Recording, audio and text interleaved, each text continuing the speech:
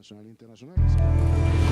El cuerpo diplomático hablamos de 147 por la modalidad de videollamada que acompañarán al jefe de Estado en esta importante jornada para dar información de interés a Venezuela y al mundo. ¿Aló? Buenas tardes. En la tarde. A todos los invitados e invitadas. To every guest. A los comunicadores sociales. To every communicator, social communicators. A todos los medios nacionales e to internacionales. Every international media outlet. We're inviting you here to this activity. To influencers as well. That today are one of the key aspects of communication. My greetings also to the Vice President Delcy Rodriguez, Vice President of Government, to the National Bolivarian Armed Forces, from the superior state, always present at the biggest and highest moments of the nation. My greetings as well to all the guests, to the cameramen and women, to the photographers, and to all the technical equipment and teams. We've had a very successful day in Venezuela. I want here, through the media outlets, I want to greet the entire educational community from every school that have today began the school year 2025-2026. It is so impressive and important to say this. I said this before. In that school where I went to, first and second year, because I got let go from that public education. I had some record, and well, afterwards I had a conditional inscription at a Jose Avalos school.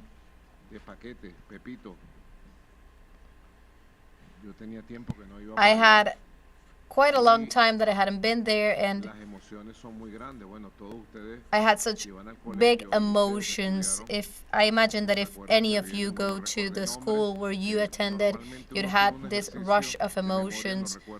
It's usually such an exercise of memory. I remember the names of my friends, Maria Angela, for example. I remembered with Celia. I took care of her. We all took care of each other. She had epilepsy. And then afterwards, with the years, she passed away. I remember her always. I remember her mother as well. And we took care of each other. We had so many memories, big emotions. And those emotions find one when we go back to those key places. So today we had a very successful start of the school year. My greetings to the over 6 million students, from the very youngest students to the older teenagers, the young adults, to the great teachers movement in Venezuela that is strengthening itself and renewing itself, to the mothers that have the cooking activities and they lead those activities at the program of school food, and it's a program that we are going to continue strengthening, and everything is being produced here. It's a virtuous cycle that we are leading in order to guarantee the food for our youngest. And I was saying that it was so important to go back to the beginning and see the trajectory of every individual, not only what the snapshots show you. Because sometimes what a picture shows you, it's not the truth. There's people who believe in their supremacism and that the truth is whatever they will say and that's the only truth. But truth is something else. Truth is a complex compound of different events, process, and you need to be the ones, you, the media outlets, you need to do a great ethical effort to show the truth, and in particular to show the truth of a country such as Venezuela, that is a country that has a glorious history. No one can take that away from us. That saying that no one can take what we danced away from us. It's a saying that says so much. No one can take that past from us, what we have done, what we have through our bloods, that we are the liberators of our continent. And we say that humbly, but we also say it so pleased in ourselves. We do not have pride or ego, but we are pleased with that truth, and that the truth is said about a country that is pacific and pacifist in essence, that with a great effort it has moved forward and overcome, because no one has gifted us with anything that we have yesterday or today. No one gifted us with our identity, our independence. We conquered that, our republic. Our armies walked over 80,000 kilometers to fight the biggest struggles and to fight in Junín and Ayacucho, and whoever fought those battles lived there. They were from the highlands and they came from Caracas, from the western sides of the country, from Guyana, from the east as well. It's a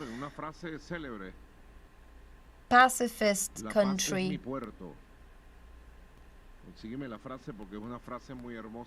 Please get that phrase for me, because it's a beautiful, beautiful phrase. A man that led the independence of South America in a scene of combat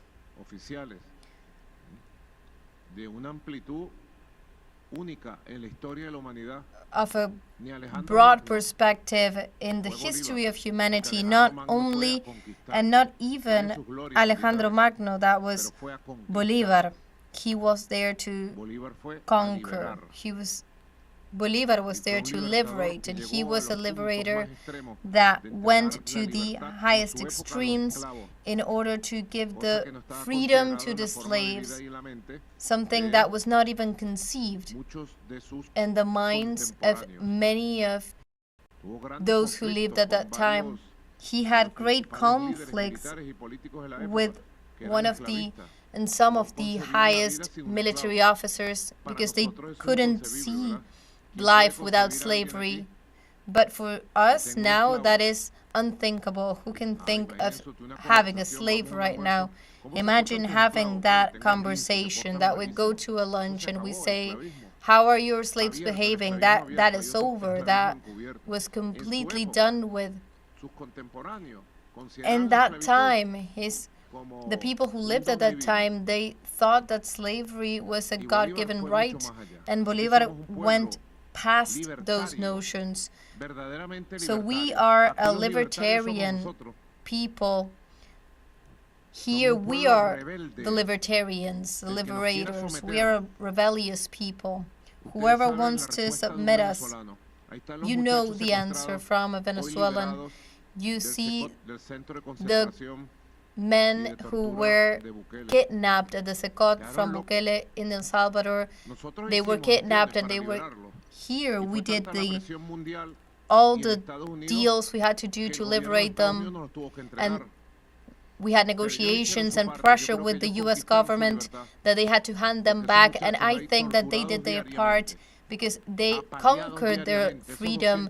They were tortured daily, and they were rebellious morning, day, and night. And every time that the jail person came, they were screaming, freedom, freedom. No one is saying that. We need to make a movie out of that. Yáñez, Ernesto Villegas, we need to do that movie. The series from the kidnapping, the torture, and the liberation of the 252 Venezuelans that were at the concentration camp of Nayib Bukele. I think that would be a great success. You know where? In the U.S. in particular, in El Salvador, because people want to see truth. They want to know the truth, to experience what truth is. Because if you do not experience what truth is, then you're just a fraud. So Venezuela is fighting a great battle for freedom and for truth. ¿Qué hemos hecho en esta semana? Ustedes son testigos. Hace 5 semanas exacto, Venezuela fue amenazada con barcos misilísticos, con submarino nuclear y con bombardear, invadir y ocupar el país. Hace 5 semanas, Nicolás Maduro, presidente constitucional de Venezuela y líder revolucionario de nuestra América, este señor, este muchacho que ustedes vieron ahí en el liceo donde él empezó su camino hace 50 años exactamente, fue amenazado junto together with Chavez and his colleagues by some cowboys, using the method of the cowboys. And what have we done all these weeks to unite the people of Venezuela, to empower the people of Venezuela, to train the Venezuelan people, and from the Venezuelan streets to tell them our truth. We are a people of work with good spirits. We are patriots, and we are an honest people. We are revolutionary, and we say it with pride and strength. We are revolutionaries of the 21st century, and we are persecuted. And I felt that yesterday, Celia Flores, my wife, that's how I felt it as well today, and that's how I'm feeling it right now. Coming from that school, when I met there with the boy that 50 years ago took his first step with 12 years to join a popular movement, a revolutionary movement that was led by a revolutionary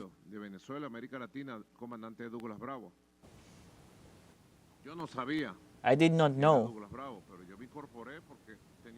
I did not know him, but I joined because I had a vocation. Our school was always, since 50 years ago, and still is today, the people, the streets,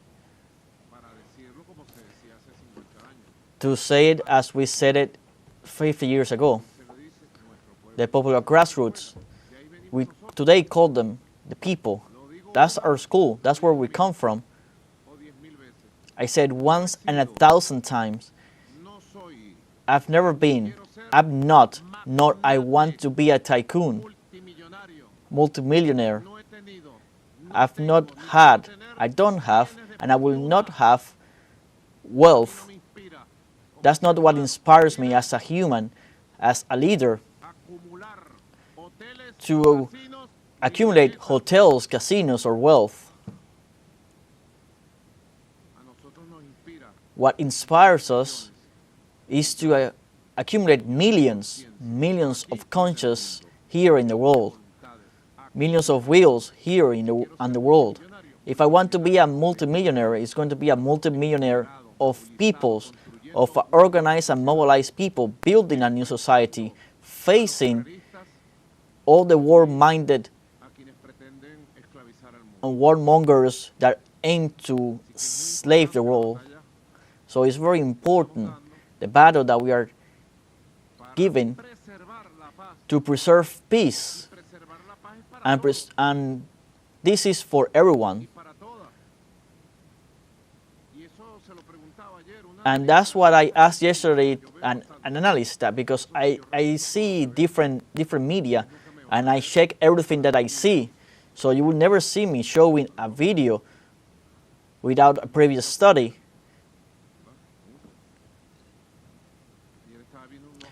I was seeing some analysts yesterday regarding this issue of the U.S. aggression against Venezuela and how important it is that Venezuela has known how to preserve peace, because we have a strategy, a plan.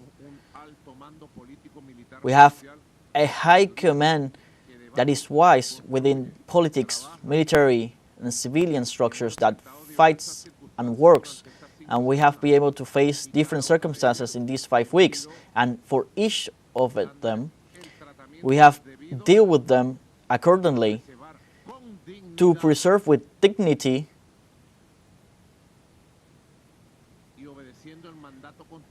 and under the Constitution mandate to guarantee territorial integrity and sovereignty. We work to preserve peace for all Venezuelans. 5 weeks later of this aggression that still today many media qualify as tensions, because I'm going to tell you how some media headlines: Maduro does military exercises and increases tensions against the U.S. That was Saturday. Saturday, Maduro calls people to the barracks and raises tension in the Caribbean.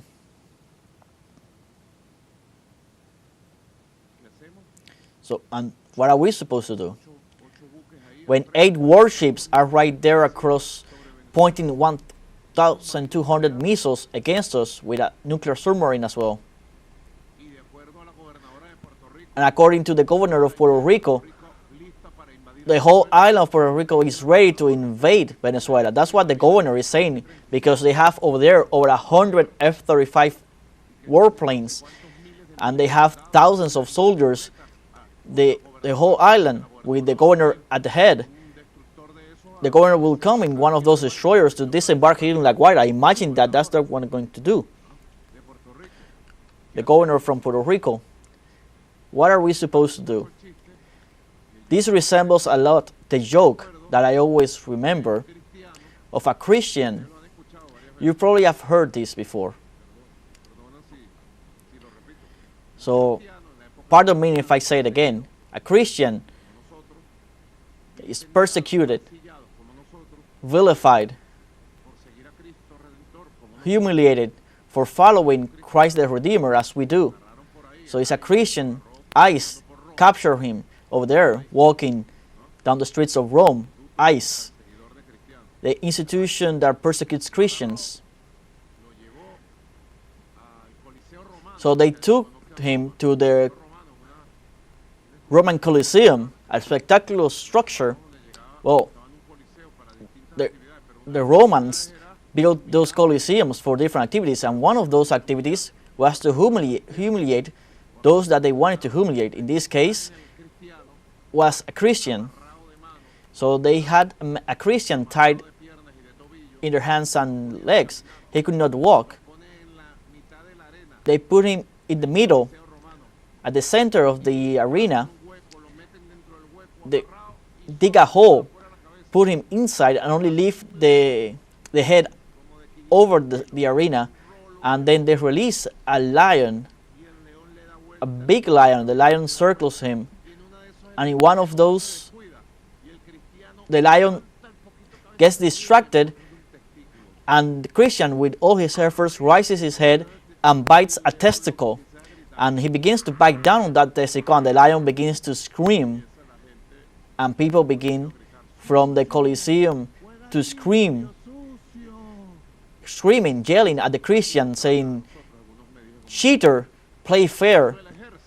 And that's how the media is treating us. Venezuela is exercising the legitimate right, according to international law and the Constitution, to prepare itself for defense, for peace. We exercise our legitimate right to defend.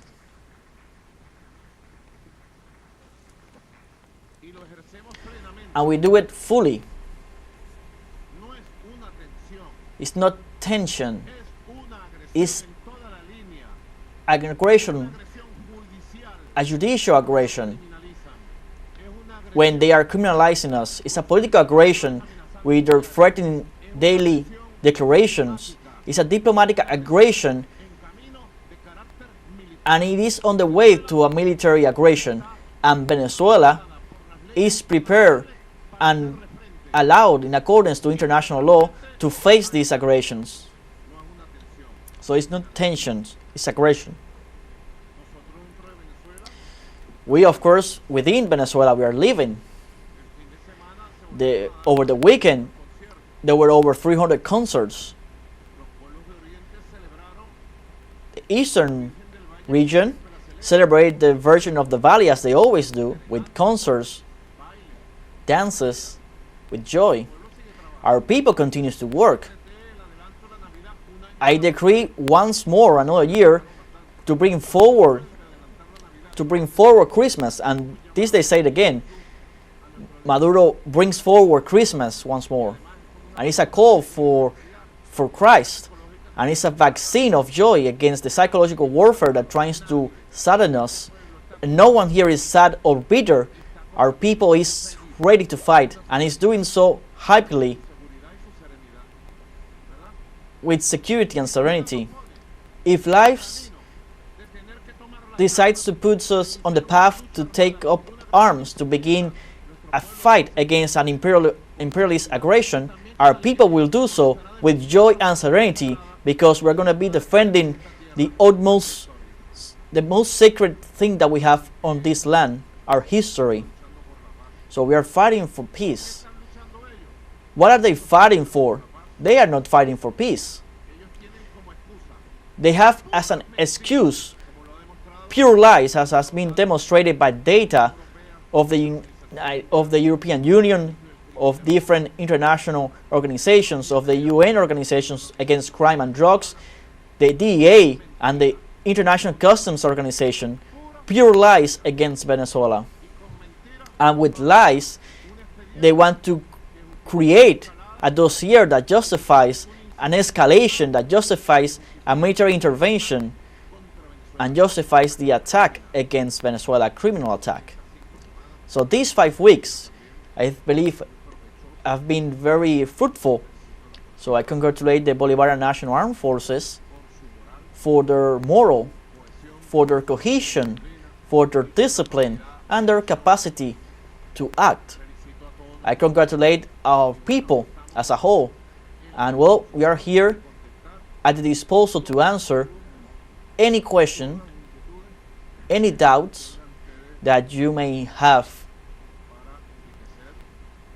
to enrich this battle of ideas for the right that Venezuela has to peace, to tranquility. Welcome once more. Thank you, Mr. President. To begin this cycle of questions, the journalist from New York Times, United States. Thank you so much for the invitation. First question. There are a lot of doubts still.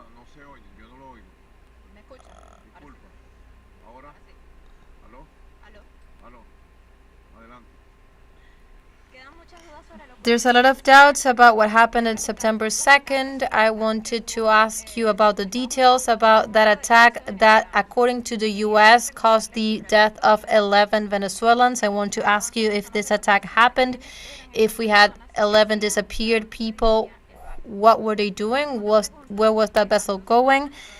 2 weeks ago, you described the communication with the U.S. government communication as wary, so I wanted to ask you if that relation has been reestablished and if there are ongoing negotiations regarding what is happening.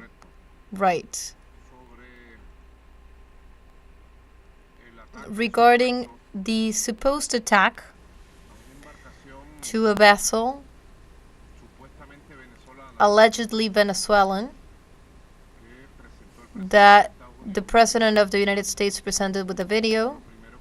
The first thing that we need to say is that the first one, the person who has to investigate this is the President of the United States. The U.S. President needs to order an investigation led by himself regarding who provided that video, because it was very grave that someone would hand a video to the President to share on a social media platform without verifying the data, because they wrote and put very hard words on the mouth and publication of the United States. He announced those deaths. No one else, no U.S. organism has announced that there were 11 casualties there. The video requests a high-level investigation from the White House. I hope and I ask God that this is the case. Second place, it's been the object of a debate. I took some distance from this debate. I read the New York Times every day in English and in Spanish, and several times a day. The U.S. journalism is dense and full of details. And I comment this with Celia because you can be half an hour reading an article and they are really good and detailed, and there's a great debate and across the U.S. press and U.S. society through social networks and the world society as well. And in that debate you had three positions. The first one, that it was an artificial intelligence generated video because the video shows modifications compatible with artificial intelligence. It's not me who says it. Gemini said this, and different mechanisms as well. Secondly, there's been also very similar videos, such as this one that we're talking about, that someone handed over to President Trump and published on his account. Videos that are very similar to videos from other years and from other places in the world, from 2020, 2021, from the Arab world. And in the third place, we have the debate regarding that if it were true, if there was the assassination of 11 people that they said were Venezuelans, that investigation in Venezuela is underway. That investigation, we are waiting for it to end so that we can give our results. And I understand as well that in the U.S. Congress, a group of senators and congressmen and women have asked for the details of that attack because they understand that we have army chiefs and institutional chiefs,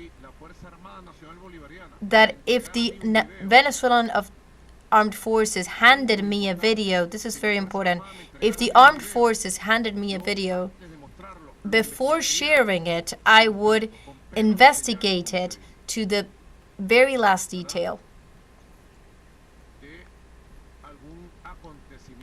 regarding any event. This attack that they say was carried out against a group of people that were at this boat is seriously questioned, and a great majority of the people say that this is an outrageous crime.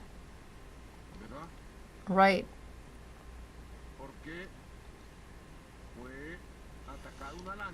Because a vessel was attacked that supposedly they thought was maybe committing a crime, but they jumped from that presumption to the death penalty. We in the Caribbean, we have a lot of experience, and the United States with its coastal guard has a lot of experience as well in the interdiction between the marine and also in the Air Force, dealing with drug trafficking, dealing with smugglers, dealing with smuggling of any type, smuggling fuel, for example, because the fuel in Venezuela is very, very cheap, and that was very common for a lot of time through the Caribbean, through sea. Also, product smuggling as well, that they're carrying different type of products, and drug traffickers as well. Today, at this moment, just before coming here, I was informed of a great success because we have just intervened legally a vessel that had 3,600 cocaine kilograms. At this moment, this is happening, and we rounded them. We used the proportional force mandated by justice, and we have captured those people, and the produce has been seized as well. And we will, of course, proceed to destruction. This is in real time. So truly, this calls for an investigation at the highest level. Why does this video, a military type video, and the official information that they are giving is that it was a military attack? This means that it was calculated and then filmed through various cameras, an attack that over people that weren't at war, weren't threatening military, any country. If they were committing a crime, they have laws. In every countries of the Caribbean and the region, we have laws. From the United States to Trinidad, we have laws for the intervention of an ongoing crime for criminals at sea and criminals in air and at land. And the laws work. So the investigation here is open. When we have the results, we will provide them in full, as we always do, with the truth. And I hope that from this investigation, justice is done in the United States, in the world, and here. The next question, well, sorry, I was missing the second part of the question. I described that communication relations with the U.S. government. There were two channels, and they were having a hard time right now. I can announce today that communications with the U.S. government are completely gone by them because of their threats and bombs and death and blackmail. That's not how we work. With threats, you will never get anything. And they know this well. So they went from bad relations of communications to inexistent relations of communications. And history will be witness. Thank you, Mr. President. Now we give the floor to teleSUR journalist Madeleine Garcia.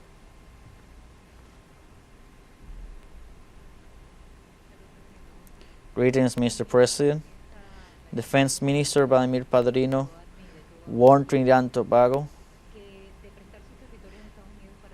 that to lend their territory to the U.S. to attack Venezuela, there will be reciprocal actions. Are there any communications with these countries? What situations are being managed for the minister to carry out that warning? Regarding the assault on the fishing boat, can you hear me? Can you hear me now? I cannot listen. It seems the microphone is not connecting. So, there was an assault that the Venezuelan government denounced to a fishing vessel. What guarantees are to continue carrying out fishing activities in that economic exclusive zone. And other U.S. allies have moved their fleets in other parts of the Caribbean. Do you have any information on that? That other countries, allies of the U.S., like Netherlands and the United Kingdom, have moved fleets in the Caribbean. Do you have any information on that? Well, I'm going to begin with the last question. Normally, the economic exclusive zone, you have the territorial sea, and then according to international laws that were created in the last 70, 80 years, there's something that all countries establish with limits with their neighboring countries, which is the economic exclusive zone. To go through the economic exclusive zone, this is always coordinated. An oil tanker, a shipping, a container ship, the Netherlands, because the Netherlands have Curaçao. Normally, they are moving ships around, but we always coordinate. There are protocols for that coordination. And the same with all countries in the world. They coordinate with their protocols, with respect. I need to go with a ship through there, and we give the permission. So until now, that has functioned properly. The only that constantly violates international law of the passing of ships through economic exclusive zones of many countries of the continent is the United States of America. It's not only with Venezuela, it's with numerous countries of the Caribbean. And well, we have put quotas for years on that, thanks to the exercise of sovereignty on behalf of our Navy. Regarding the first question, where the first minister of Trinidad and Tobago went crazy. She went crazy because she was threatening that she was going to authorize attacks from Trinidad and Tobago against Venezuela. That's like declaring war against Venezuela. I'm certain that the people of Trinidad and Tobago are against this. We are neighboring countries. You know that Trinidad and Tobago was sold by the Spanish Empire to the British Empire few years before the independence of Venezuela. So very early, we were one single community. The lives in the Caribbean Sea and the coast of the state Sucre, Trinidad and Tobago, has been a life of cooperation and brotherhood. It's only now when this lady comes in, there has never been a governor of Trinidad and Tobago to threaten a war against Venezuela. Who is behind this? Who is imposing the intrigue? Who's whispering in the ears of this lady? How is she able to declare this? Who is behind all this? Marco Rubio, of course. The death lord and warlord, that's how he's being described. Wherever he goes, there are dead bombs, dead children. The lord of death and war, of hate, Marco Rubio. So Trinidad and Tobago, all his social sectors and political sectors and cultural, economic, and its people, they must impose once more relations of respect. Simple as that. They must impose relations of respect. And we will see. We have defense plans, and the armed forces have announced a part of that. We have defense plans that escalate. There are different lines, and Venezuela can be certain, completely certain, that we will guarantee our sovereignty and preserve peace of our country. Now, on the vessel, the fishing vessel of tuna, that on Friday, right? Friday, we were in a meeting on Friday the Joint Chief of Staff of the Bolivarian National Armed Forces. The Executive Vice President, Delcy Rodriguez, was there as well, the Vice President Diosdado. We were doing a briefing of what happened on Thursday in the Operation Plan Independence 200, which was a tremendous success. And we were preparing the day of Saturday, the plan for Saturday, that people go to the barracks. And that's when we got the information in real time with videos and audios that a small boat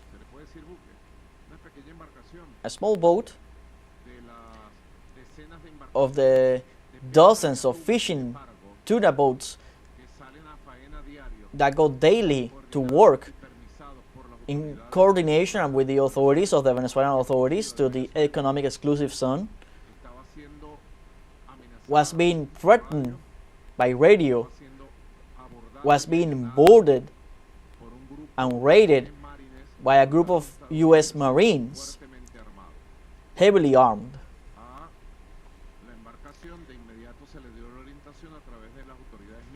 Very quickly, the boat was given the direction through the military channels to remain calm, and that they continued to report on what was happening.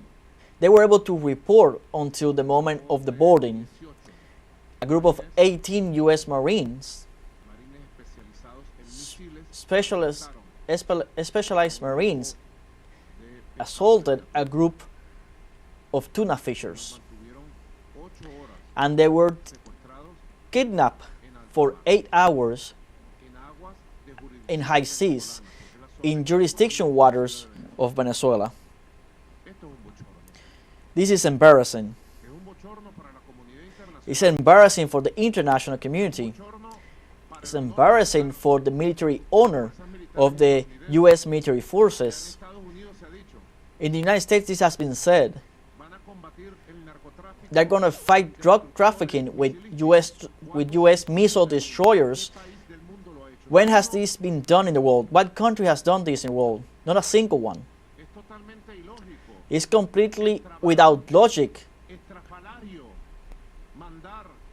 Overkill to send a destroyer, that's how they refer to it, a destroyer vessel, so that the name instills fears. A destroyer is coming and everyone is supposed to run. A missile destroyer with 380 professionals of the highest military standard that study for years to be able to operate those weapon systems, taking 2 boats with heavy machine guns to raid a small fishing vessel. If we did a video for TikTok, they will say that we are exaggerating. It will be something almost funny. The behavior of the Venezuelan fishermen was exemplary. Patience, they were very patient and they were calm. And some may wonder, may ask what they were looking for. Tuna. Did they not have fish in their ship? What were they looking for? The soldiers did not know what they were looking for. Who gave the order? One can ask here to the generals and admirals. A military operation of that type, of that kind, someone gave the order in Washington. Who gave the order in Washington so that a U.S. missile destroyer sent 18 U.S. Marines to raid a fishing vessel, to threaten a fishing vessel at high sea? Who gave that order? Has this happened before? We must ask ourselves. You are people that like to investigate and research. Delcy, Gabriela, Alfred Nazaré. Is there a precedent somewhere in the world that this has ever happened? That a missile destroyer sends its soldiers, its expert missile soldiers, to raid tuna fishing boats. So what were they looking for. I have nothing to say about it.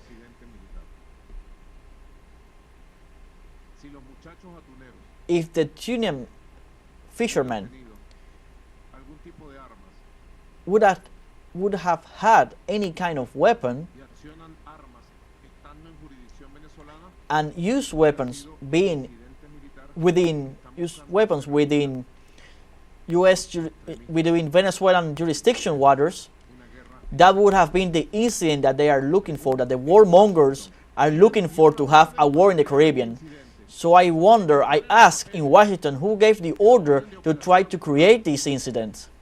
And this has to be in the papers of the operations. Who gave the order in Washington? That they remain for 8 hours, because they could have said, to justify a narrative, they could have said, well, we went there because that ship looked dangerous in front of our shipment, a gigantic shipment. And we went there to see that they had no weapons, which is illegal already because they are in jurisdiction waters that belong to Venezuela. But it's a narrative that at least would have a possibility to be believed. But that they remain 8 hours there, threatening the fishermen with their weapons, they were looking for that incident. A helicopter overflew, that it has been doing it for several times now, that area in the north. Every time that helicopter takes off, we see it, and the ship is also there. They were searching for an incident, so that it went from a minor incident to a major incident. And you know that our Bolivarian National Armed Forces is in the full exercise of sovereignty in that region, and they have not fallen in provocations, nor will we fall in provocations. With serenity, with tranquility, with strategic wisdom. Personally, all these situations looked over thanks to the professionals of Venezuela that have the highest training, strategic training, to handle conflicts and situations like this. A minor incident, from a minor incident to a major incident. Remember the incidents that they created themselves. They attacked the main vessel in Cuba. They exploded that. Then afterwards, in time, they found out who gave that order in Maine in order to intervene in the independence war, a war that the Cubans had already won with the Mambi's army. They were at the doors of that victory, and they attacked also in the Tonkin Gulf in 1964, if I'm not mistaken. And they said that it was a fleet of vessels from North Vietnam, and then they went into an 11-year war with thousands of U.S.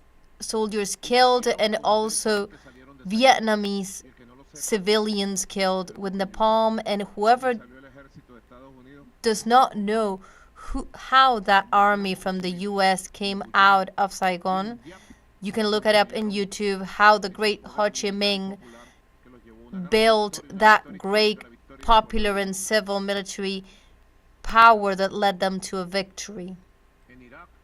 In Iraq, what they built is that they had massive weapons of destruction that is still in the memory of those who write and who do.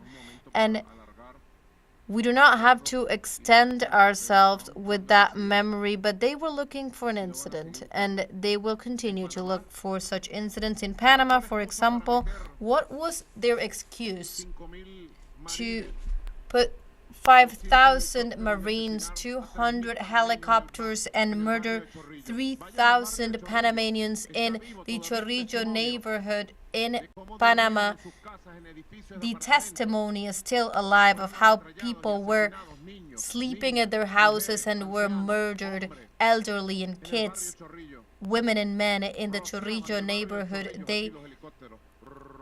The helicopters went through the neighborhood, shooting at everything in order to target that beloved people of Panama, the Panama of Torrijos.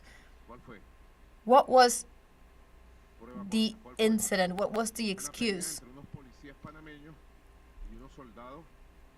A quarrel between the police from Panama and the soldiers, and then we don't know what happened, but we saw 2 U.S. soldiers who appeared dead, and with that, they gave the order of attack, and then we know that that incident was made by them, and here they are trying to create an incident because we do not understand that violation, that assault on the vessel, the violation of the Venezuelan jurisdiction on their seas, the presence of a structure that cost millions a week to maintain it here in the Caribbean Sea, and we cannot understand why they remained for 8 hours inside a fisherman vessel, just so that at night they said, okay, bye, we're leaving.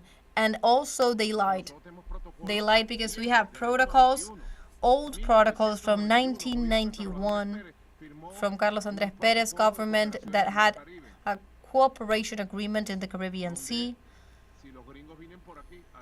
so that if the U.S. Army comes one way, then someone calls and alarms this, and someone gives the authorization. So they told the fishermen, I do not want to show that videos from the fishermen because I don't want to expose them, the fishermen. But they told them, we are in coordination with Caracas. I don't know who in Caracas, but definitely with the civilian authorities, police authorities, military authorities, never. They never communicated an action, because if they had, we would have told them, get outside of Venezuela, go outside of our seas, these are our seas. Now, I spoke and I sent a message, and I send a message to every fisherman from that great tuna fish, a healthy tuna fish, not genetically modified, one of the healthiest one in the world, to the Pargo fishermen. Let's continue our daily work. Just as I said on Saturday, let's continue our daily work fishing so that the sector continues to grow as the entire Venezuelan economy is growing. 3 questions, 3 answers. From CNN in Spanish. Good afternoon. First question,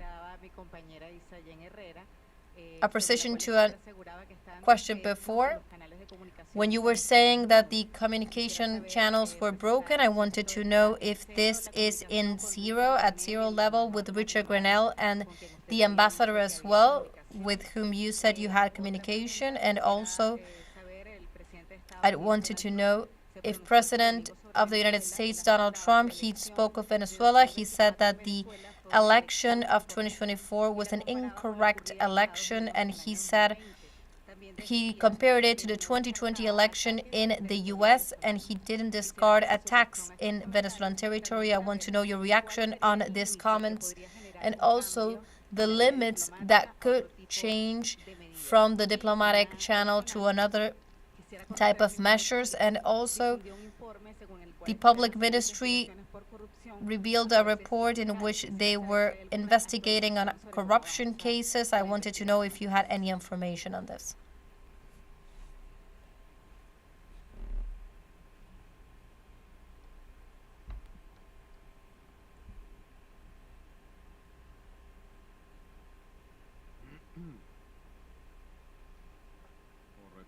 Right. Very very good questions, the 3-4 questions. The communications, they are broken at this moment. It's not our responsibility. We kept our word. We are people of dialogue and peace. But we do not respond to psychological wars, to extortions and threats. We respond to truth and to dialogue. If I tell you one thing, you tell me another. So we cannot allow for something to be said and then something completely different and happens.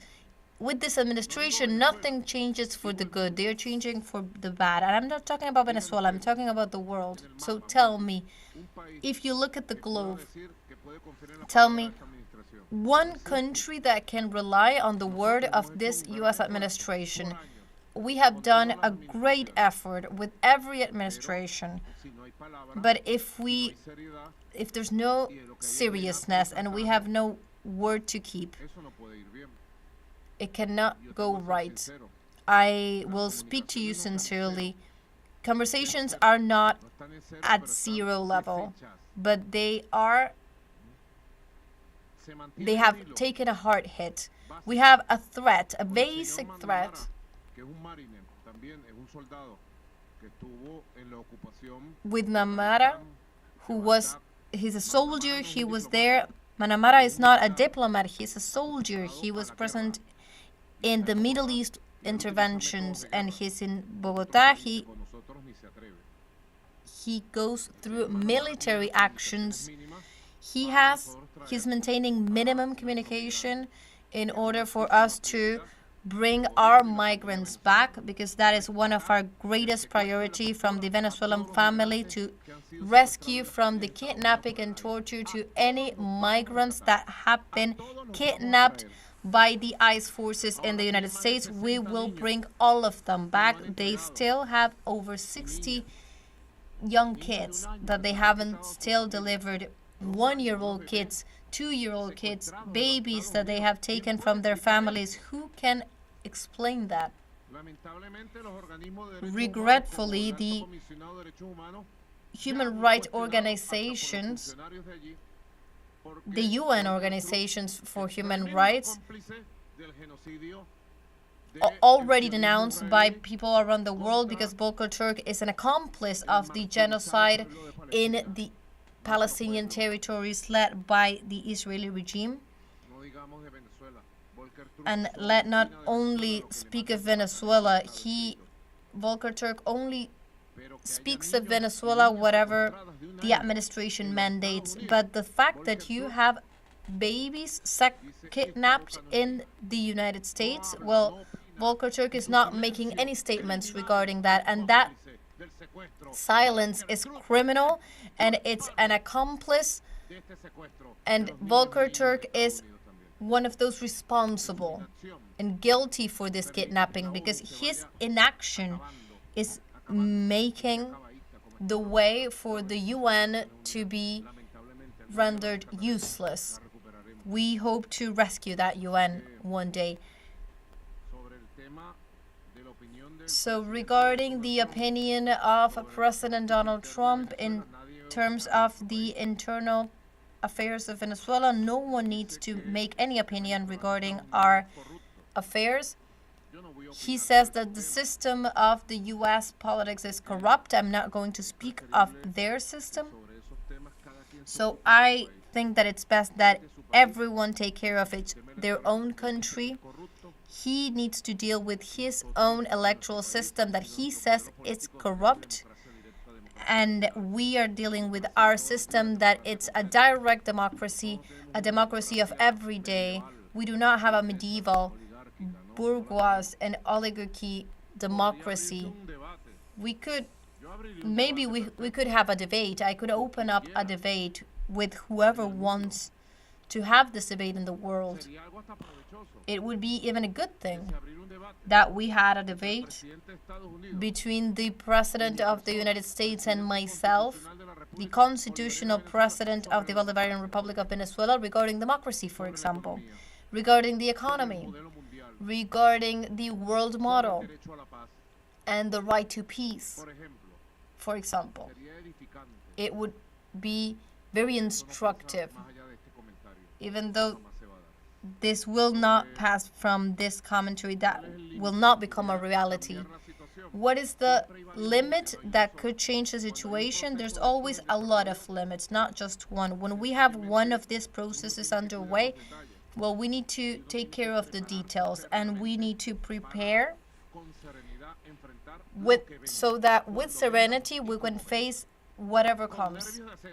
With nerves of steel, as I always tell our people, these 5 weeks we have made the most of this time, and we can say 5 weeks later that today we have more national power, we have more unity, we are better prepared to preserve in any case and in any circumstance, even if we need to go to the armed struggle to defend our independence and to build peace in new circumstances. We are stronger than yesterday today. We are much stronger than yesterday. And hoping for what we always hope for, and that's peace. And loving and preserving the greatest wealth that we have, that is peace. Bolivar used to say, Bolivar, the great statesman, the greatest warrior that humanity has had. 3 great warriors we had in history: Jesus Christ, Don Quixote, and myself. He led wonderful armies. That history, we haven't even begun to teach it as well. Here we've had an exposition in Aragua and Carabobo. If you haven't seen that in Caracas, you have that to take a trip to Aragua and Carabobo to see it. It's so little what we know about Bolivar right now. And when I say Bolivar, I mean that generation, that people from those 3 decades, first decades from the 19th century. And Bolivar used to say in a letter to Santander, 1820, peace will be my port, my glory, my reward, my joy, and everything that is precious to me in this world. And we defend our right to peace as our greatest reward. We are ready to defend it in the circumstances that may be, and we are better prepared today than 5 weeks ago. I'll never put a word over what is true. I always try to be prudent in this, but we are much better prepared because we have millions of men and women training, preparing themselves to defend the great homeland if they be able to create this incident and make an aggression towards and upon a peaceful people like the Venezuelan people. I ask God that He bless us and protect us with His miracles, the peace of Venezuela. And the 4th question, I am not truly informed regarding that topic at this moment, but we will of course gather the information to make a statement. Well, now journalist Marco Salgada from Hispan TV from the Republic of Iran. Good afternoon, Mr. President. I have 3 questions. On the one hand, can this situation, these provocations, U.S. presence in the Caribbean could lead to a blockade against Venezuela? Could that be the plan that affects ships that enter and exit Venezuela? I want also to ask, what is the message you have for the U.S. people, taking into account that we see a millionaire deployment, a war deployment of warships that cost millions, and there is a is an impact in U.S. society. There is an important sector in the U.S. that do not want war, and they have stated it. And finally, how do you notice the solidarity that you have received from different countries like Russia, Iran, China, some countries and BRICS countries? How could this Venezuela insist right now for entering BRICS?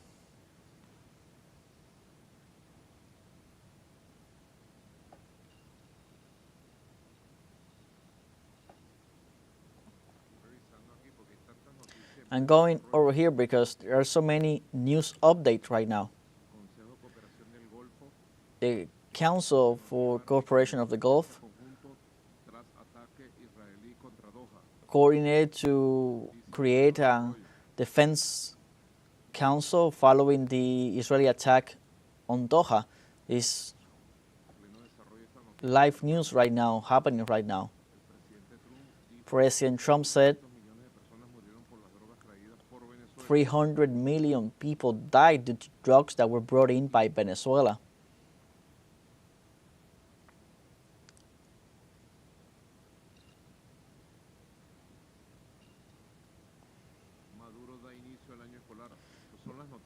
Maduro leads the start of the new school year. These are the headlines.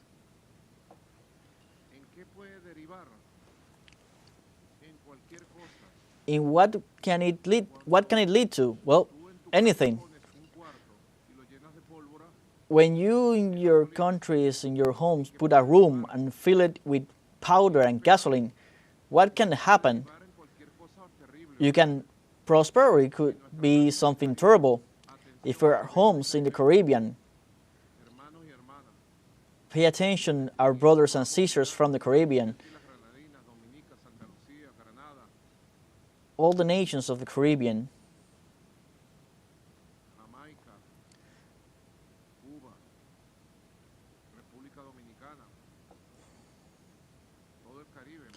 Caribbean as a whole, Mexico, Honduras, Great Caribbean. If our home, Great Caribbean, is filled of powder and missiles, that can lead, Marco, in a catastrophe, in a great war in the Caribbean, that which has never occurred before, and should not ever occurred. This war will be a war for a regime change, for oil, for gold, for gas, for the wealth, for the resources of Venezuela. It is a lie what they're saying, that from Venezuela we send great quantities of drugs. That's a lie. President Trump mistook in the number. He said 300 millions, and it's not. It's 100,000 that died yearly, and it's unfortunately all these people that died due to drugs, but drugs like fentanyl, synthetic drugs, which are the ones that are destroying massively U.S. consumers and European consumers. So it's a group of elements that are all false. These are all narratives to justify an escalation, but the objective is not the fight on drugs. The objective is to come in and take over Venezuela and impose colonial authorities in Venezuela and carry out a regime change in Venezuela to seize the immense wealth of oil and gas that Venezuela has. That's the objective. Because if they truly care the fight against drugs, the figures are there. The figures are clear, and we have shown it a lot. I did not bring the maps today, but the figures are clear. Cocaine is produced in Colombia. Because of whom? Because of the Colombian oligarchy that is allied with the United States, beginning with a gentleman called Álvaro Uribe Vélez, allied and agent of the U.S., Ivan Duque, that lives in Washington, in a comfortable home, put there by the U.S. government thanks as payment for his services to the U.S., Ivan Duque. They built an economy dependent of cocaine. Álvaro Uribe Vélez is in all documents. If the White House wanted to really look for it, he's in all the documents of the 80s as a lieutenant of Pablo Escobar. Álvaro Uribe Vélez, as head of an institution in charge of aeronautics in Medellin, legalized all the planes that carry cocaine in the 80s to the U.S. But it is there. And then he fulfilled the dream of Pablo Escobar, that a member of the Medellin cartel entered the Colombian presidency. They degraded the Colombian policy. And they set up a system.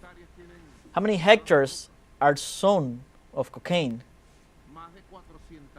Over 400,000 hectares.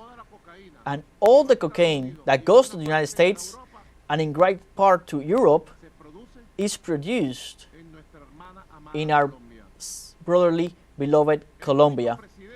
The only president that has faced with a new strategy, a plan, that situation is the current president of Colombia, Gustavo Petro. This is Vox Populi in Colombia. This is not something I'm discovering right now. Colombia knows this. And in the United States they do as well. They know it. They know it very well. Now, if you say that Venezuela sends that poison to there, that's lies. Pure lies. We do not produce it. There is not a single hectare of cocaine plantations here in Venezuela. In operations on the border, they set up 3 hectares where they were going to start to grow cocaine, but what did we do? We took it away. We eliminated 3 hectares that were on the borderline. That is a borderline that is not even set. There are no laboratories for production here in Venezuela. And when we find one, we destroy it. And with the territorial presence of our military, or we bombed it with drones or with the aviation. So it is a lie. Here it is. Well, we must always show this. You know, as journalists, we must reiterate always. Here we have it. Where does this come from? All the cocaine, 87% goes through the Pacific. What is even worse, 70% of cocaine that leaves Colombia goes through Ecuador. And the ships and navy that have been captured in the United States and Europe say that belongs to the company of Noboa, the fraudulent president of Ecuador. I won't hide this. From Venezuela, we are always going to say the truth. 8% goes out La Guajira from Colombia, and barely 5% tries to go through Venezuela. And as you saw today, we seize legally and perfectly executed, because we are truly taking care of our seas. We seize 3,700 kilograms of cocaine of the highest purity. So we continue to move forward, and Venezuela, hopefully next year, we reach 100% free of any kind of drug trafficking or presence of these terrorist groups in Venezuela. This is the truth. So, do you think that repeating a lie thousands of times will turn it into a truth? That won't work with Venezuela. 1,000 times repeated lie against Venezuela will go back to you and will bite. We demand an end to the lies.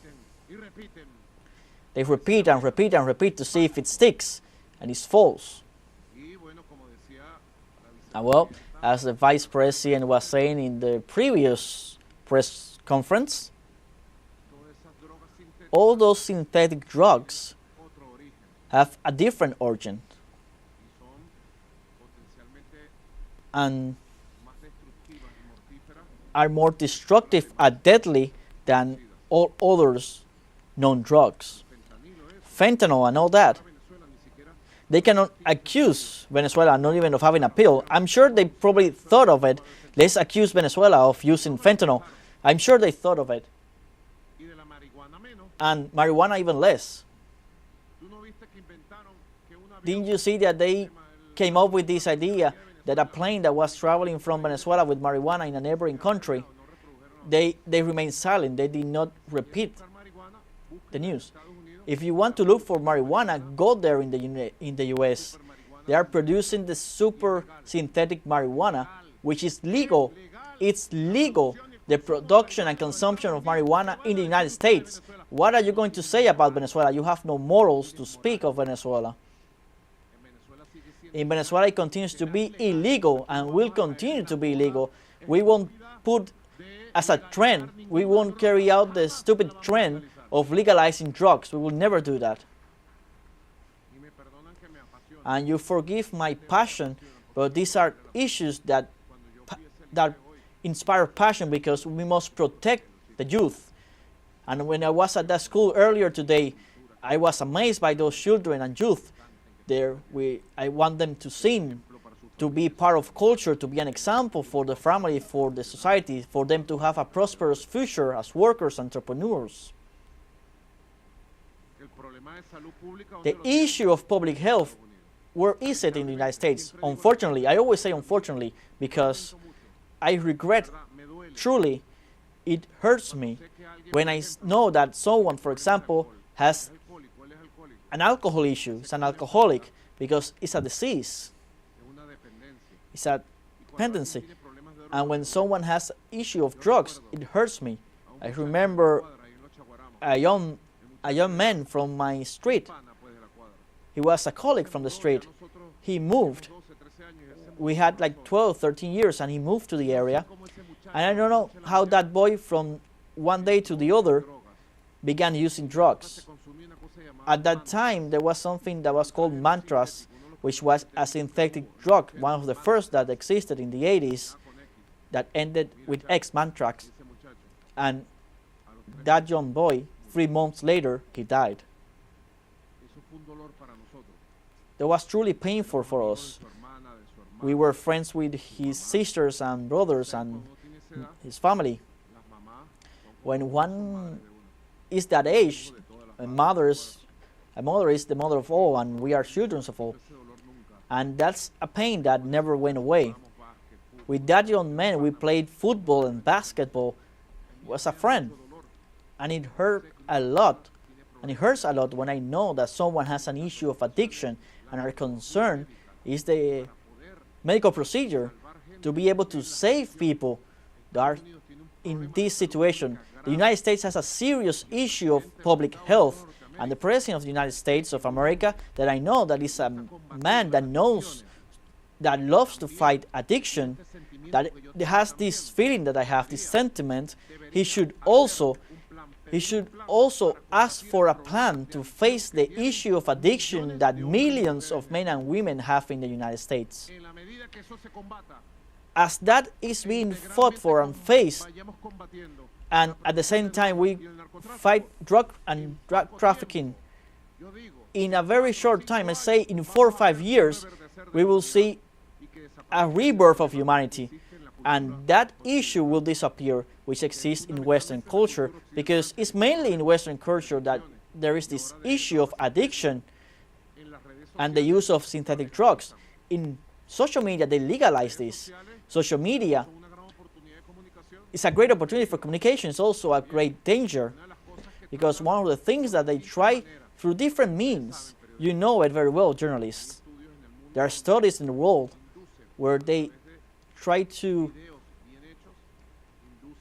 impose an idea through videos. They try to promote the use of drugs, the consumption of pornography, and suicide. There's studies in social media that have proof in certain videos and contents that promote people to consume drugs, pornography, violence, suicide. Well, we had a lot of cases here like 2 years ago in the schools. So Venezuela must work strongly to defend its truth. Our message to the people of the United States that we send every day, I insist this a lot, Alfredo Nazaret Yañez, the Foreign Minister Ivan Hill, Vice President, to the whole team. I have a very good team, that we must carry our message to the people of the United States. And I always ask questions. I don't know if that message reached. I make the questions. And if they are translated, I hope they reach them.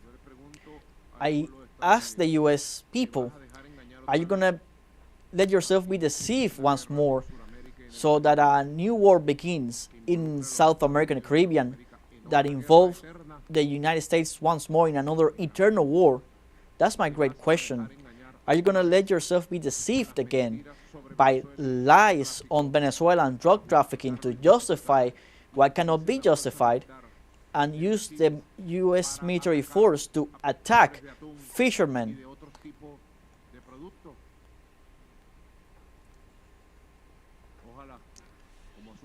I hope, as it has happened in other times in history, a great movement rises, a movement of public opinion, a social movement for peace and against war in South America and the Caribbean, against Venezuela. And the U.S. people overcomes with common sense, because the great majority, I saw a poll like 3-4 days ago, because of those studies that are always studying different topics of the U.S., and over 68% of the U.S. says that they don't want to be part of another world. So it's not only the MAGA movement, it's the immense majority of the independents, Democrats, and Republicans. 68% of U.S. citizens do not want to be part of another world. It's a strong position. They are tired of war. And well, with the favor of God, we might be able to get our message to the United States. Regarding solidarity, I think it's been good. Today we have more solidarity and voices of support across the world that we had 5 weeks ago. Today, many people understand today why the attacks on Venezuela, why the attacks on Maduro. Many people, because this has been so evident, so outrageous. It's not believable. No one thinks and believes what they've said about me and what they've said about Venezuela, that I'm worth more than Bin Laden, for example. That I'm worth more or the same than great football players. And any moment they'll say I'm worth more than Messi, and that would be very unfair, of course. No one believes those attacks, so outrageous. So many people are starting to turn the pages and go back and see what they've said and pretended on us for the past years, when Obama declared Venezuela as a possible threat, unusual threat, and extraordinary for the security of the United States 10 years ago exactly.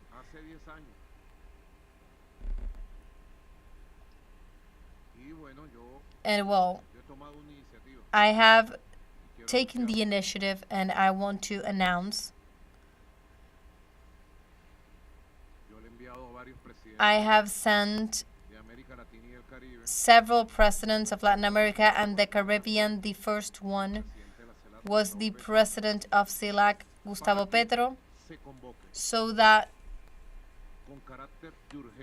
urgently in Latin America and the Caribbean, a conference be summoned, a special conference for sovereignty and peace in the Caribbean, and that the CELAC takes the lead in this intense process of conversation and dialogue in order to enforce the declaration of Latin America and the Caribbean as a zone of peace. The first letter was handed in hand to the President of Colombia and also President of CELAC, Gustavo Petro.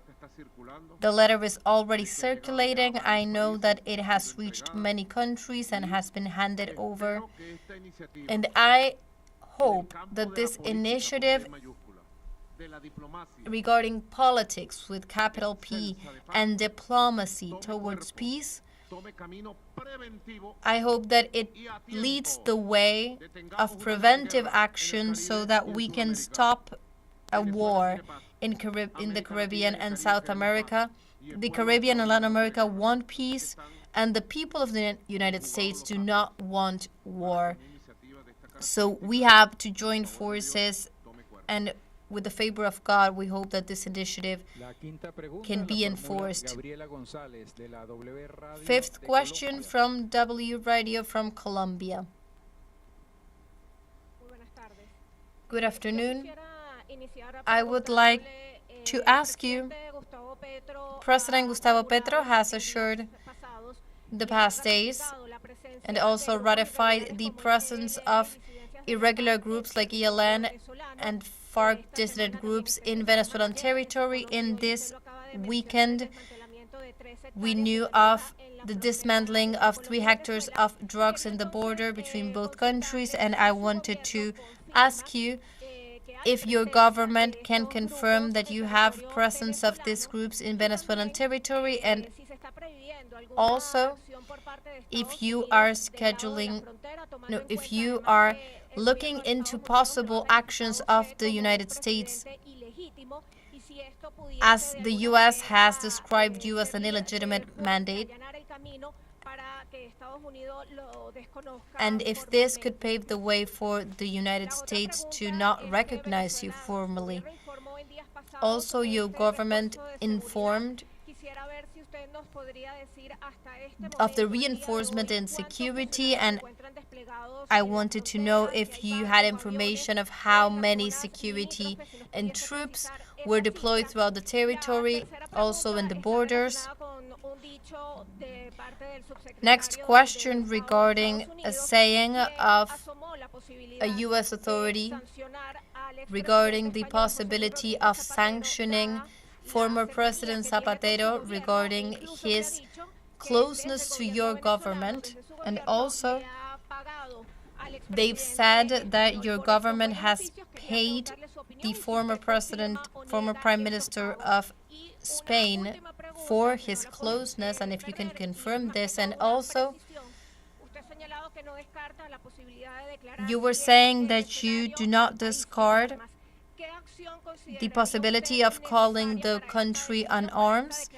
What would you need to happen in order to take this decision? Thank you.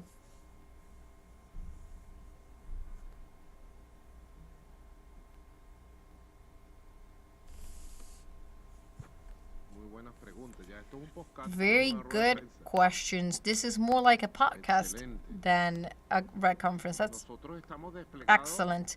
We are deployed at this moment stronger than before. We are exercising our armed sovereignty in all the territory.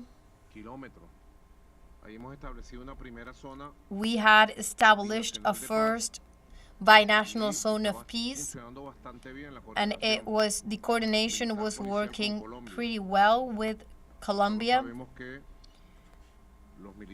We know that Colombian military are Bolivarian, and we have received firm messages of solidarity with the Venezuelan armed forces and with Venezuela.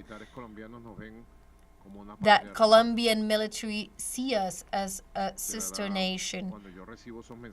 Truly, when I receive these messages, it means a lot from an emotional level, because I know that they love Venezuela and they see us as a sister nation, as part of the great homeland. Colombian armed forces, Colombian military, we are united for our sovereignty. We are deployed, for example, yesterday, General Padrino and the highest state,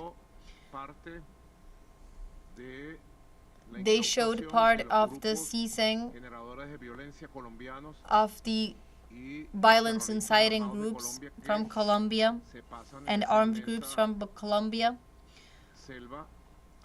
that are in that great area that is the border, sometimes cross into the Venezuelan territory. Every day we are combating those groups, the groups who are destroying the Amazon, the illegal mining groups, the irregular armed groups. Everybody knows that Colombia has and is leading a war that started in 1948,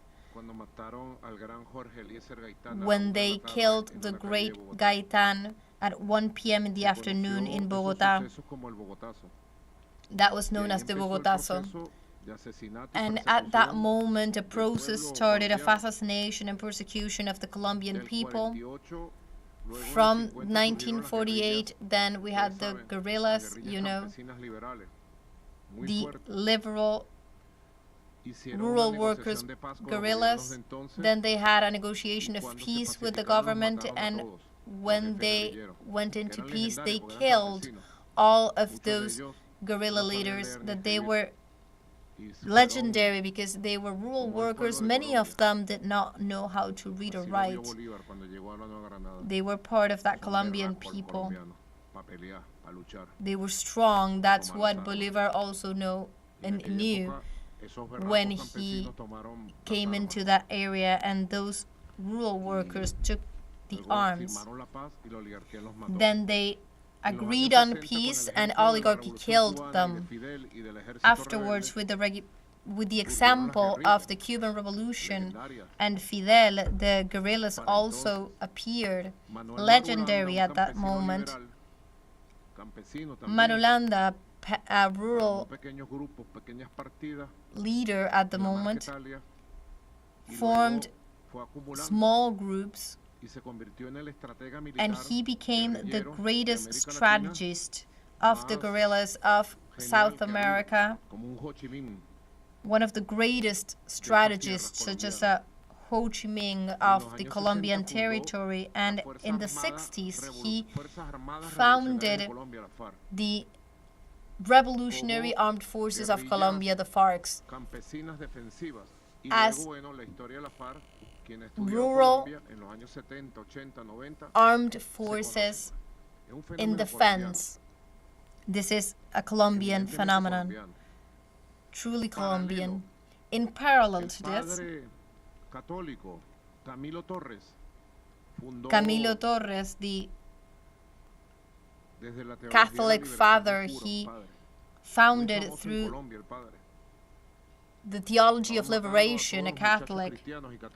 They were killing all the Christian boys in all the rural cities.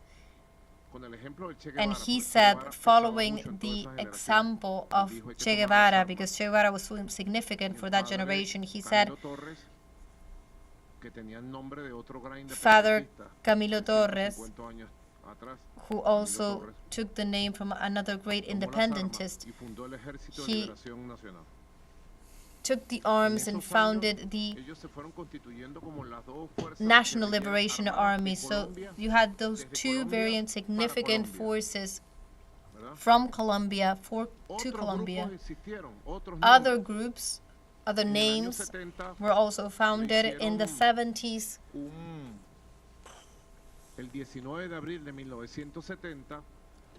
In April of 1970, you had a great fraud to ANAPO, the organization that represented the forces of Rojas Pinilla.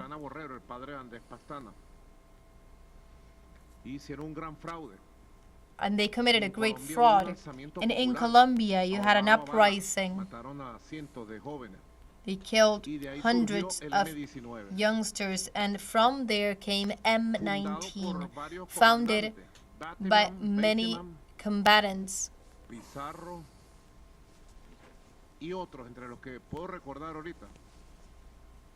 Among those leaders, in 1970, there was an urban guerrilla that was incorporated into the movement. Many of them university professionals and sons and daughters from the professional working class. The M19 shook Colombia. That's what I'm saying. This sounds like a podcast, because if you ask me so deep questions, we need to answer and go back to history and not just the headlines.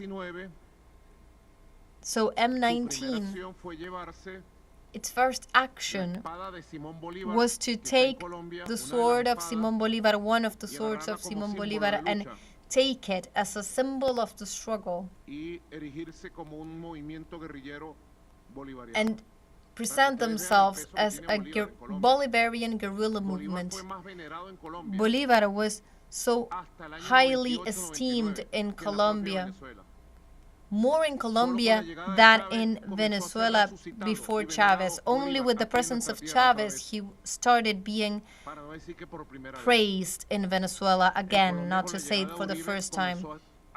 So the government of Uribe, with the government of Uribe, they stopped reivindicating Bolívar and they started praising Santander, the traitor. So in the 70s, you had at least 3 important guerrilla movements: the FARC, the ELN, and the M19, and a number of smaller groups. So, in Colombia, because of the repression of the drug trafficking oligarchy governments, you had thousands of guerrilla combatants of several generations from the 60s, 70s, 80s, 90s.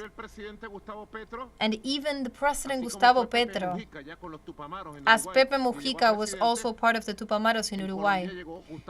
In Colombia, you have as president Gustavo Petro, who was also a member of that young generation of the M19. That phenomenon of the violence that was called the violence, we suffered that as well. And just next to that process, in the 90s, we had the phenomenon of the paramilitary forces fueled by Uribe and that oligarchy. That's why you had so many Colombians that have fled from that violence over the years. And in the border, we have been victims of the Colombian violence, of Colombian drug trafficking. And any armed group that can pass that border to Venezuela will find the Bolivarian armed forces of Venezuela and Venezuela's constitution. That is the answer. What has Venezuela done? Look what I'm going to say. Let no one be offended by this, but with the truth, I cannot offend and I cannot fear. Venezuela, from Pérez Jiménez onward, we have tried to help towards peace. From Carlos Andrés Pérez, in 1975-76, we have tried to seek peace. Carlos Andrés Pérez I, Carlos Andrés Pérez II, Rafael Caldera, who handed over the presidency to Chavez. He had in the presidential palace in Miraflores, the ELN had an office and the FARC had an office in order to seek peace. Commander Chavez tried to help for peace many times. I was a testimony for that. Pastrana betrayed that peace afterwards. He was very close to Eastem, and that couldn't be any other way. So afterwards, Uribe, we had so many efforts made with Uribe. He led 200 paramilitary into Venezuela in order to kill Chavez, and even in that context, Chavez continued working towards peace.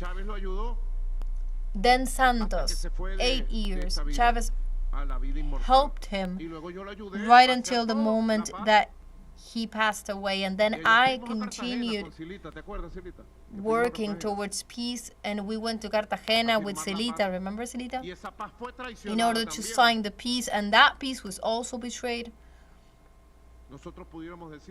We could say that the processes of peace were always betrayed.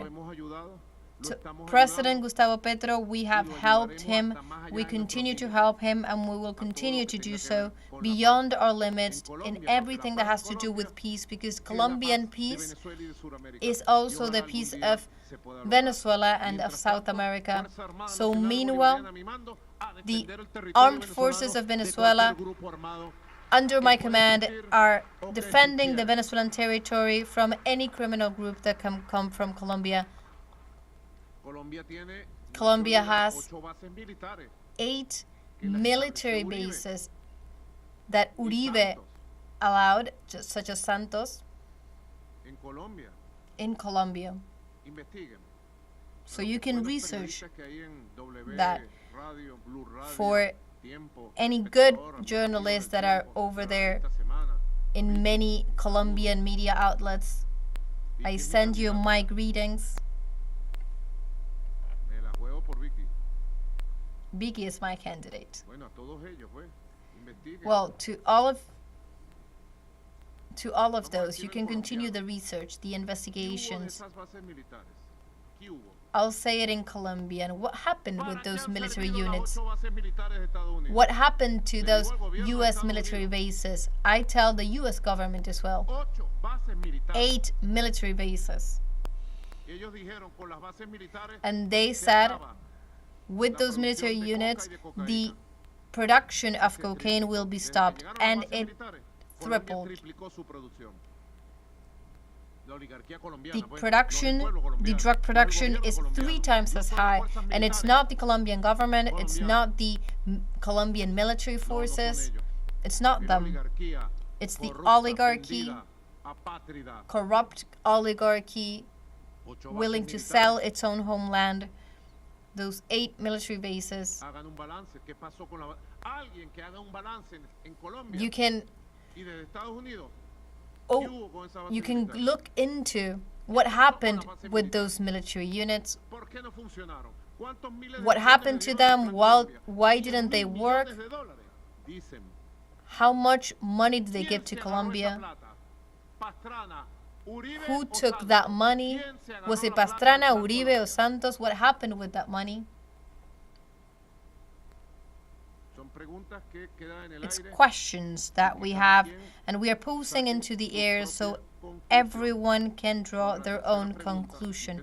Regarding the third question of this podcast that we are having here,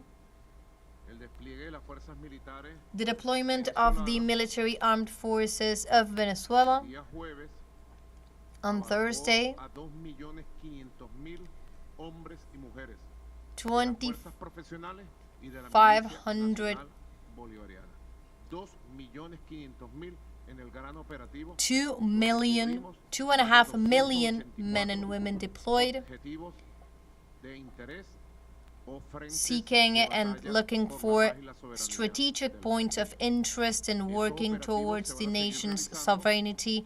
Those operatives will continue to be carried out without any previous notice under my command and led by the superior state, and also always close and next to our own people. At this moment, you know that we are strengthening and fostering a capacity of mobilization.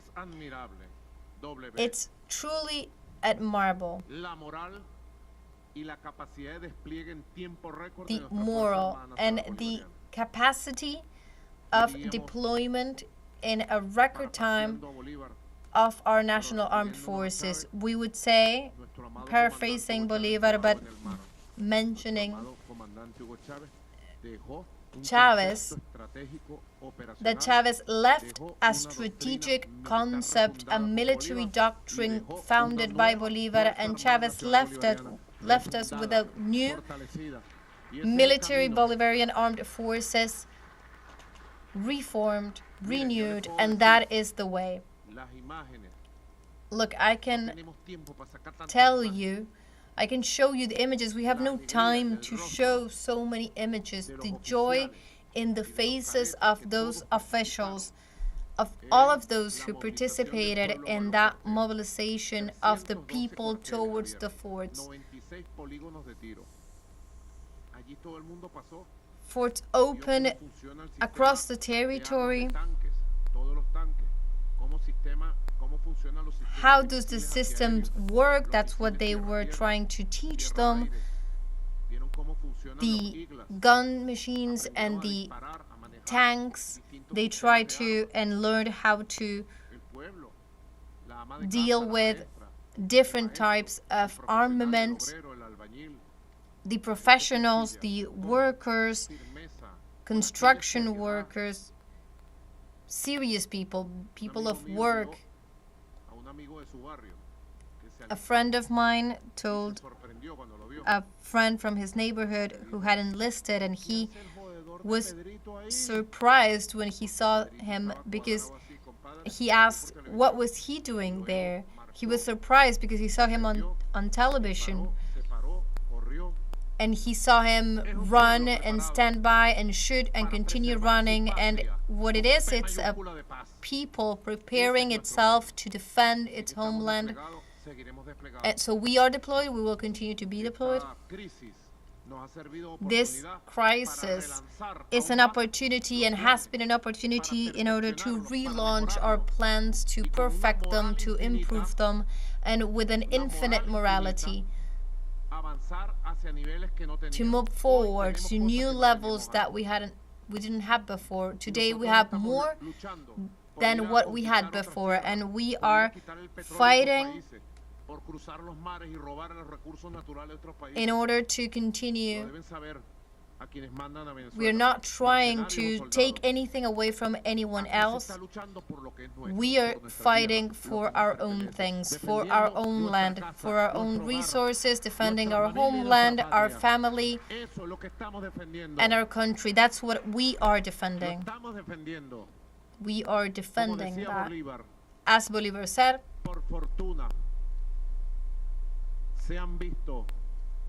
luckily, we have seen a couple of free people conquer over powerful empires. And I can say that luckily we have seen millions of free men and women training to defend their homeland whenever it be necessary in order to continue conquering over powerful empires, whatever they may be called.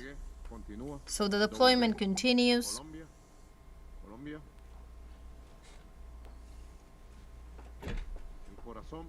Colombia and Venezuela are just one heart. The people is just one. If they attack one of them, we'll be united, defending the homeland. We are just one, and we will continue to demonstrate that if it's necessary. Well, the fourth question of the podcast regarding President Zapatero, I have not seen that threat that was made on him, against him. I did not see it. Former President Rodríguez Zapatero is an honorable man. He's a political leader from Spain. And that a subsecretary of the United States attacks him that way is truly embarrassing. I think that the Spanish people must come out and defend a former president that is being attacked by a lowly subsecretary. That's how we would describe him in Venezuela. A lowly subsecretary that I'm sure is getting paid, because those subsecretaries, undersecretaries, they get paid by the mafias in Miami for those posts on X, and I'm sure that he's charging for all those posts to the Miami Mafia to discredit people all over. What I know of Dr. Rodrigo Zapatero is that he loves Venezuela and that he has heritage that here in Venezuela, and that he's a man of his word. He made peace. He demobilized the ETA group. He must have some kind of value as a diplomacy man, because he demobilized the terrorist group ETA. And Spain must come out in defense of their former president, because Spain must defend its dignity and not allow that a lowly undersecretary attacks a leader of his country. That's the comment I can give, but I have not read anything. I'm following your words. And in fifth place, the fifth question of this podcast that is going well, right, Celia? This fifth question, I refer to it, the Venezuelan military doctrine and the concept of strategic defense establishes that there are different ways of struggle. We have the non-armed struggle and the armed struggle for defense of the homeland. And that struggle, until now, has been carried out through the non-armed. What is this kind of struggle, the non-armed struggle, which is in the doctrine, and it's important to explain and to the people and the media what the non-armed struggle is? Well, it's the work that we are doing here in Venezuela, that we develop education, which today began the school year, that health is developed, the people's power, the constant consultation, that institutionalities are strengthened. We have 5 public powers that are very strong. Institutionality, the institutionality of governors and mayors. The non-armed struggle, we also have the diplomatic struggle in the world. Everything that has to do with the struggle without using arms, weapons, to guarantee peace, sovereignty, the exercise of sovereignty and the territorial integrity. And also, we also have established the moving towards the next step, which is the armed struggle, that can be local, regional, or can be national. For example, if our Bolivarian Armed Forces is patrolling an area and a group shows up that uses weapons against them, they have their doctrines and strategy, and they go quickly from non-armed struggle towards armed struggle. And it's an armed struggle that is very local. When we have talked about the concept of strategy for the whole country, is that if Venezuela were attacked by U.S. imperialism, immediately, according to that doctrine, to the Constitution and to the law of the Bolivarian Republic, Venezuela will go to the armed struggle, the whole country, and we would exercise the armed actions in the different localities, in the regions, and in all the places where it would be necessary to face the mercenary groups or the U.S. military invading, wherever it might be. That doctrine is very clear, and now it's is even more polished, has been perfected. So what I've said, if Venezuela were attacked, Venezuela would go to the armed struggle in defense of the republic, and if it was a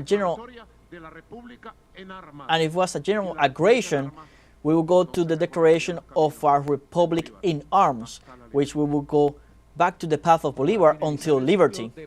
To end the cycle of questions, I give the floor to Jifei Men, correspondent of Xinhua from China.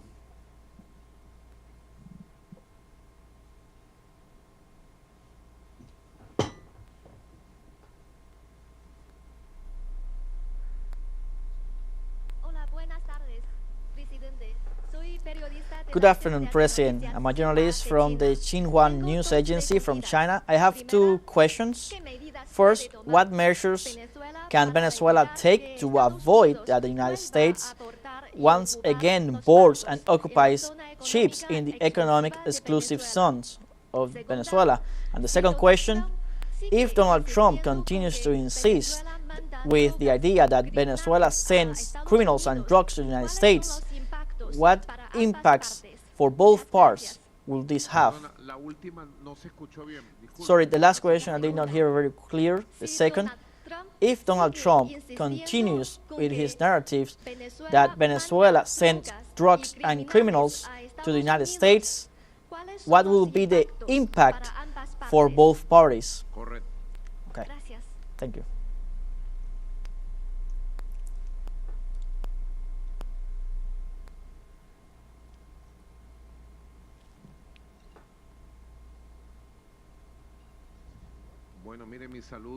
Well, greetings to China, first of all.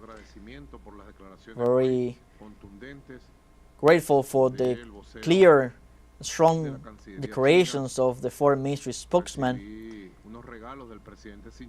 I received some presents from the President Xi Jinping for the 80 years of the great victory. In VTV and different television channels, we are broadcasting an important series of China, The Awakening of History. It has the same name as a son of Ali Primera that we can put at the end, from Ali Primera, Despertar de la Historia, Awakening of History. Greetings to all that are here on the screens. I did not greet you, and I ask for forgiveness for all those that are here on the screens.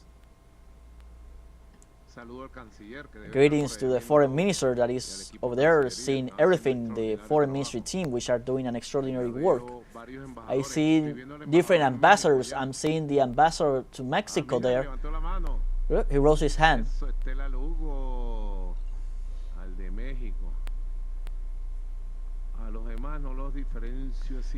I cannot make the others because they look really small in the screen. I see someone moving. Well, my greetings to all the ambassadors, to all the different consuls in the world and social movements that are right now connected, watching this, and the Xinhua news agency from the Popular Republic of China, People's Republic of China. What measures can Venezuela take to avoid that U.S. ships and world ships go through its economic exclusive zone, its jurisdiction sea? But the measure must be legal, through diplomacy channels of persuasion, of communication, of vigilance, that which we have, and we have them. In these 35 days of threats of war is the first incident that happens of everything that they have announced. So I believe that the measures of persuasion, deterrent, and diplomatic, political, and communication measures have worked. So much that they looked for an incident in 8 hours, and we here in complete calm, tranquility, observing everything minute by minute. So there are measures, and the police authorities And civilian military authorities of the U.S. must comply with the protocols, and they must abide by international law from Venezuela as well as from any other country of the Caribbean. They must respect international law. And we remain vigilant, making sure that international law is respected and the fulfillment of the different protocols that must be complied with, and that all countries do it. The second question, right? Let me check here the news.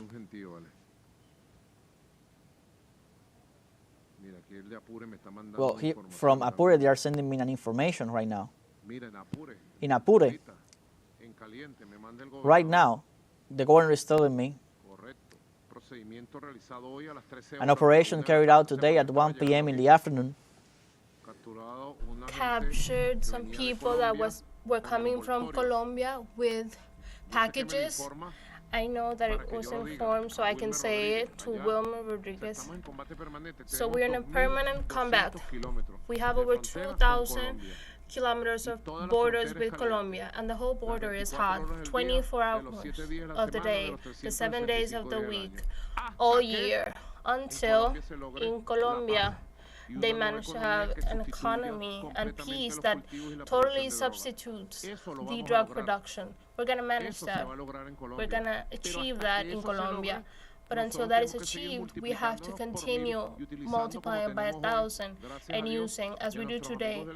Thanks to God and our friends from the world, we started to have the better technologies of observation and very good, excellent.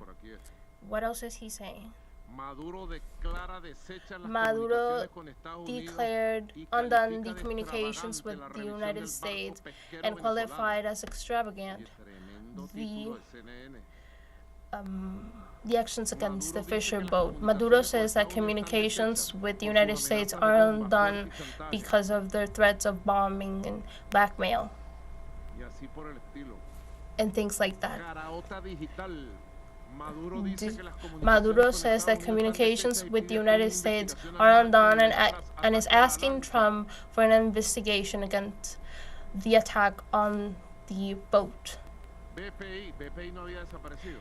BPI, hadn't that disappeared? That's the media from Guaido in Miami. Hadn't that disappeared?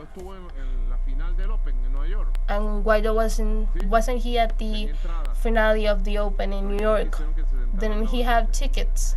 But they didn't want him to sit next to the boss. He used to be friends with the boss. Maduro says that he warns that Venezuela will do their legitimate right of defend themselves against the United States. I didn't say that. Alberto News, who also lives in Miami, right? You have to make better titles. He studied at a high school where I visited today. Didn't you know that, Hector? There are many things in life that you don't know. You have to learn every day. Alberto News, Celita. Maduro affirms that the relationships with the United States are not in zero, but they're undone. Delcy Rodriguez.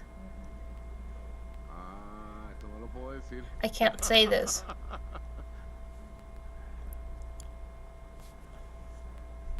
Jorge Marquez.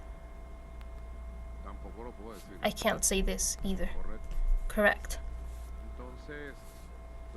So the second question of the Xinhua News Agency.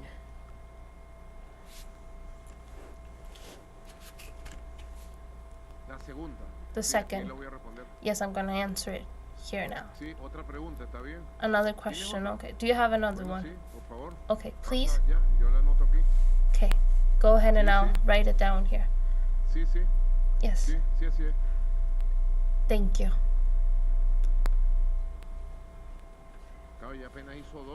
She barely had 2 questions and you each had 5 questions. Where is she from? Also from Xinhua. Go ahead. Hi, Mr. President. I'm a journalist from the Chinese media group.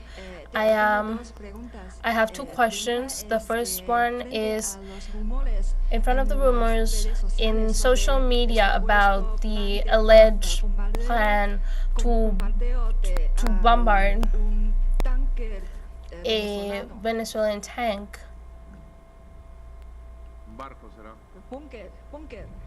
A bunker, Venezuelan bunker.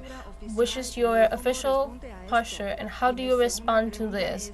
And my second question is, the American President Trump once confirmed that he didn't have any intention of a regime change in Venezuela, but he has repeatedly provoked and was once again further and further. How do you see his behavior, his double-faced behavior? Correct. Thank you. Thank you very much. Correct. So we still had to answer a question from Xinhua and then you.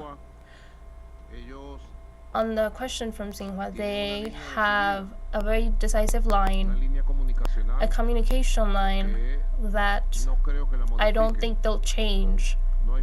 There's no way that they change that. And it's to continue to repeat, unfortunately, the things that are lies about Venezuela.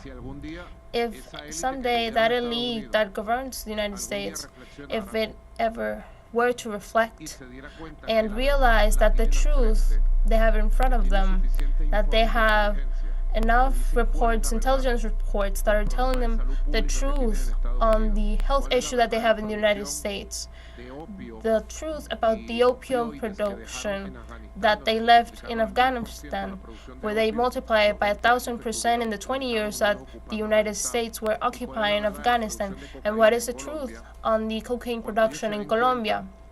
When they realize about the truth, they will be able to do a plan if they really want to end with these problems, if they would want to end with these problems. In the meanwhile, they can continue with their lies, with their falsities, and we will keep in our country, building our country in peace with our truths, our serenity, and our right to happiness that won't be taken away by nothing or by nobody, not today, not never. Each one of us has a path. They have their war paths, and we have our pacifist path and Bolivarian. On the question of the information, the first question that I was asked was precisely that. I aspire that an investigation in Venezuela is doing an investigation on what was said. There's very important clues that the Minister Diosdado has announced. We're going to move forward on those clues, and it's evident that the video that was given to President Trump, the President Trump should, in its faculties, also investigate it. Who shot those videos? What did they do? Who did they kill, allegedly? At what time was it? Where was it? Why does Secretary Marcos Rubio said that had been in a place of the Caribbean, and Trump said that it was somewhere else? So their opinions went against each other between Mr. Rubio, the Lord of the War and Blood, and what the President of the United States of America said. So that warrants an investigation, because it is very bad to give a video. So the President pulls out in their own accounts and the implications, the political implications that has. And who did that? Who told him that that was like that or not like that? Well, we hope that investigations continue their path and they have a complete finale and clearing finale. On the change of regime, I believe that at this point, for real, journalists, social communicators, people, men and women from the world that watch us on the social medias, That's where people watch you. Look, people are not longer saying that Maduro is live on VTV. They're saying he's on a live. Right? I am all over social media right now. I'm transmitting in Telegram, YouTube, streaming, on TikTok, on Instagram, etc. So all of you who are watching us on social media, and those who will then analyze this podcast, all of those who see us at this point know that this military operation is for a regime change in Venezuela. They all know it. They all know that it is a lie, the justifications that Venezuela doesn't have mass destruction weapons. They all know that it's a lie about drug trafficking. They all know that it's a lie, the accusations. And everybody knows that the only truth is that they want a regime change. For what? To impose a government that they can handle and take handle of the petroleum in Venezuela. And by that, by taking ownership of the Venezuelan petroleum, G-Fay-Men, and by owning Venezuelan petroleum, they will twist the arm of the whole world,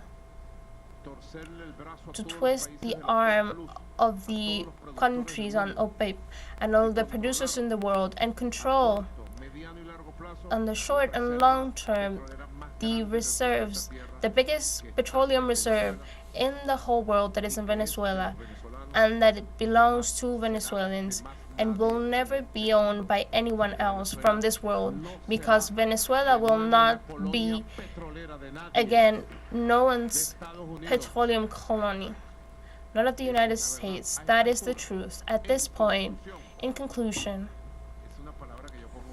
that's a word that I say a lot, because the ministers, some of the ones are here, send me a lot of information, and I read it, and I drag my own conclusions, but when they're too long, I say, in conclusion, and I force you to think, so you can give me a proposal. These are methods, so I say, at this point, in conclusion, the United States of North America and the whole world, Latin America and the Caribbean, know that this is a military operation to look for a regime change, destabilize Venezuela, break it into little pieces like they did with Libya and Syria, and take control of our petroleum, our gas, our iron, and our gold. And that hasn't happened, and it won't happen. And in the name of God, Almighty Father, I decree the peace and perpetual sovereignty for Venezuela. So thank you very much, and let's listen to this beautiful song, The Awakening of the History. And with this beautiful song, I will thank you, the patience, and I wish that you enjoy a good lunch. Thank you very much.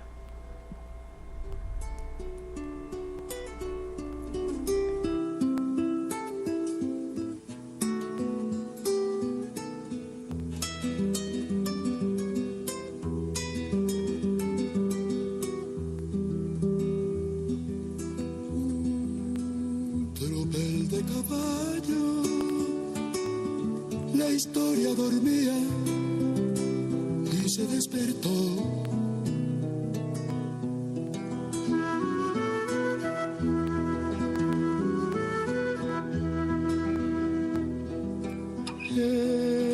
Estirando los brazos, abrió su boca de siglos y nos preguntó.